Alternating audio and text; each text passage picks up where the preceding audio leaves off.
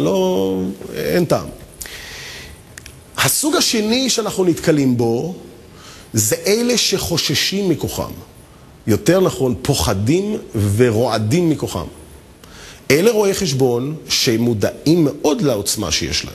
מודעים מאוד ליכולת שלהם להשפיע, אבל בשום פנים ואופן לא השתמשו בה לשום עניין מעבר לעניינם כרואי חשבון במשרד שלהם, בנושא המיסוי, בנושא האודיט, מה שהם לא עושים כרואי חשבון. ובשבילם, ה-conflict of interest, שתכף נדבר עליו, הניגוד האינטרסים, הוא משתק אותם. וברגע שהם צריכים להשתמש בכוחם לכל דבר שהוא, גם אם הם מאמינים שאתה נחמד וטוב והכל, ברגע שהם צריכים, זה הורג אותם. הם משתתקים והם לא מסוגלים. ניתן לפעמים עם כאלה לעבוד, אבל העבודה, להכין אותם, תהיה מאוד ארוכה וקשה. מה שדרך אגב לא הזכרתי לגבי ג'ון, אני אזכיר את זה עכשיו, אני אזכיר את זה גם הלאה. כשרואה חשבון אומר לכם, אוקיי, כמו שג'ון אמר לי, בוא נתחיל לעבוד, רק 2 וזה מתחיל. כלומר, אם מישהו רוצה לעשות את מה שאני עשיתי, סבלנות זה הדבר העיקרי שצריך להיות לו.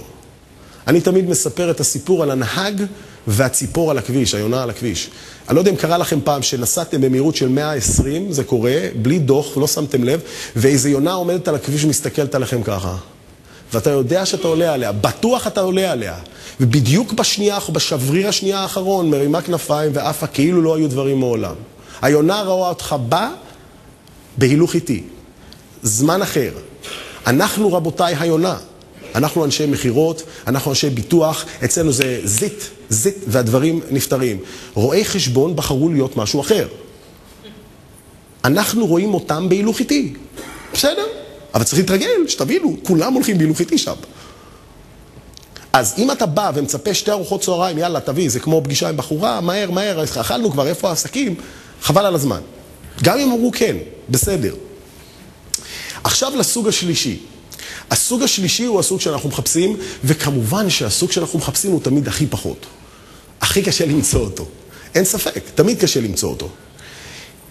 הסוג השלישי הוא מסוג רואי החשבון שמודעים לכוחם ונהנים ממנו, ונהנים מההשפעה שלהם. ומבחינתם, אם אתה יכול לשכנע אותי שאתה הכי טוב בתחום, ושאתה יכול לעשות ללקוח שלי מה שאף אחד אחר לא, ואני יכול להרוויח מזה משהו אפילו לפני הכסף, בזה שהלקוח שלי יהיה מבסוט, אין שום בעיה, עכשיו אני מתקשר אליו. אבל תוכיח לי. תגיד לי מה יוצא לי מזה. ויוצא לי מזה זה לאו דווקא כסף, ומאוד לפעמים לא מתאים להתחיל בפתיחה שהתחלתי עם הנפט. אני נתתי לכם דוגמה, אני הפסקתי להשתמש בזה באיזשהו שלב. לא קבוע, כי לא כל אחד מתאים לו הכסף או הנפט. יש אחרים שמתאים להם דברים אחרים.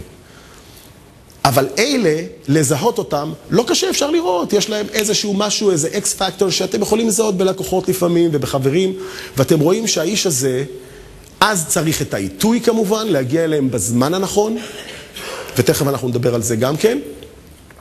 להגיע אליהם בזמן הנכון, בגיל הנכון, במצב שבו הבעיות מתגמדות, משום שהאפשרויות גדלות. עכשיו הבעיות העיקריות, וכמובן הפתרון של בעיות כאלה. הבעיה העיקרית כמובן, בכל מקום בעולם, של שיתוף פעולה, של שותפות מסוג כזה, זה כמובן ניגוד אינטרסים. זו אחת הבעיות העיקריות שמונעת לעבוד עם עורכי דין יותר מאשר עם רואי חשבון. משום שמה שאנחנו קוראים באנגלית fiduciary, שליחות, מושג השליחות, מושג השלוח אצל עורכי הדין, הוא הרבה יותר חריף בבסיס של סודיות עורך דין לקוח. והפרקליט לקוח מאוד מקשה ביסוד שלו, אין לרואי חשבון מצב כזה. למרות שהם באופן תיאורטי גם כן שלוחים באותה מידה. אבל התחושה היא לא אותה תחושה, ולכן הרבה יותר קשה להתגבר על ניגוד האינטרסים עם עורכי דין. עכשיו, איך פותרים את בעיית ניגוד האינטרסים? קודם כל, מוצאים את האישיות שדיברנו עליה, שהיא אישיות שמתגברת על זה. שמוצאת לעצמה את הסיבות, למה במקרה הזה אין ניגוד אינטרסים, שהוא מחלק את עצמו למדורים, ואומר, כאן אני היועץ, אני אעשה לטיבי קשיים, ושלא יהיה לכם ספק, אני מודיע לרואי החשבון, ותכף נדבר על זה, אתה תהרוג אותי מול הלקוח, שלא תרחם עליי, וחס וחלילה שלא תמכור אותי. אל תמכור אותי, אני יודע למכור את עצמי. אתה תגן על הלקוח שלך כשאתה יושב איתי, ובחיים אל תהיה בצידי. לא, אלא אם כן אני אומר משהו שהוא סביר, אבל אל תפחד משאלות גם אם שמטרידות אותך ומטרידות אותו, ותעשה לי את כל הקשיים, כי אתה בצידו ולא בצידי. באותו רגע שאתה יושב פה איתי. אני לא צריך עזרה. אני צריך למרות הכל להוכיח כמו ביסוי מדעי שאני צודק. עכשיו, גיל זה בהחלט משהו חשוב. יש גיל מסוים שאנשים מגיעים אליו, שהאידיאלים מתחילים להיות על תנאי. ובאמריקה, לא יודע איך זה פה היום, באמריקה בגיל 55, דור הבומרס, הבייבי בומרס, אם שמעתם פעם, זה דור שלא חסך, ואין לו שום דבר בצד.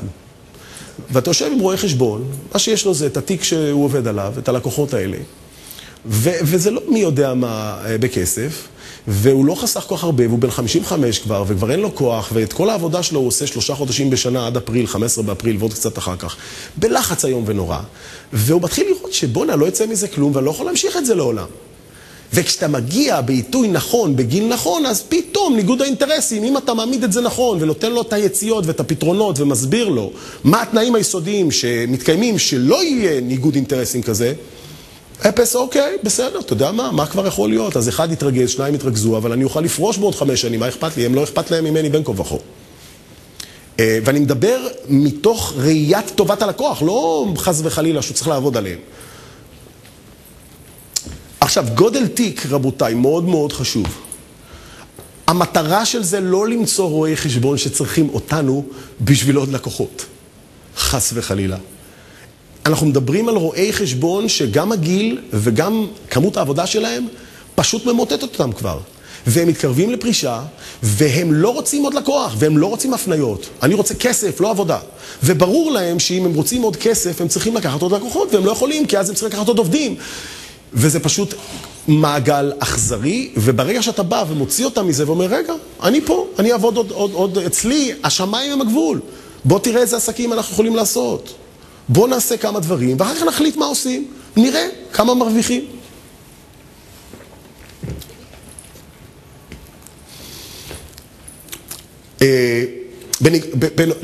נגיד שהתגברנו על ניגוד האינטרסים, אוקיי? ניגוד האינטרסים זה בעיה מאוד מאוד יסודית. אחר כך, הבעיה של האלה שכן טובים לנו, היא בעיה הפוכה. בדיוק הצד השני. זאת אומרת, מתלהבים מדי. מתלהבים מדי פירושו שמנסים למכור בעצמם. והם לא מבינים את היסוד של השותפות הזאת. בהתחלה לוקח שנה, שנתיים, להוציא מהם את השריר. אני התאמנתי בקראטה 10 שנים, שטוקן, ובקראטה, ברוב שיטות הלחימה, קשה לאמן גברים כי הם משתמשים בשריר. יותר קל לאמן נשים וילדים כי הם לא משתמשים בשריר.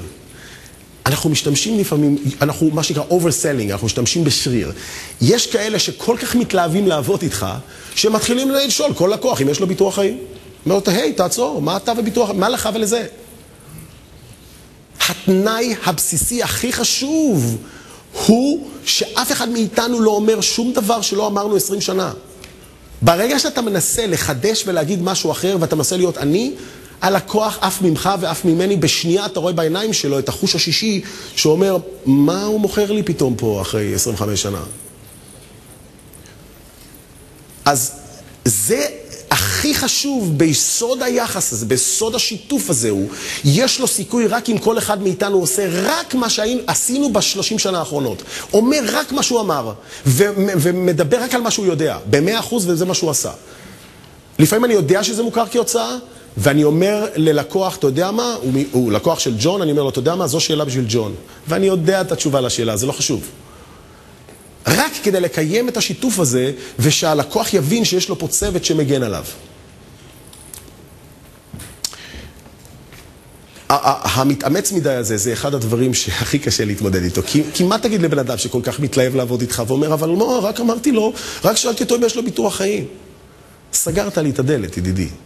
מי בכלל מדבר איתו עכשיו על ביטוח חיים? עוד לא ראיתי אותו, עוד לא ראה אותי.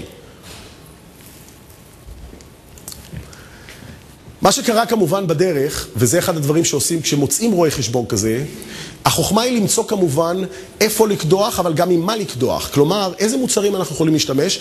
אני יכול להגיד לכם אצלי, קשה לי לדעת היום בארץ מה קורה, כי אני לא נמצא פה 9 שנים, אז אני לא יודע איך השתנו דברים. אני באתי מתחום ביטוחי המנהלים, חיפשתי שם דברים דומים, מצאתי דברים מדהימים שם, שמאוד מאוד דומים, אבל סדרי הגודל שלהם אמריקאים כמובן, וזה כולל כל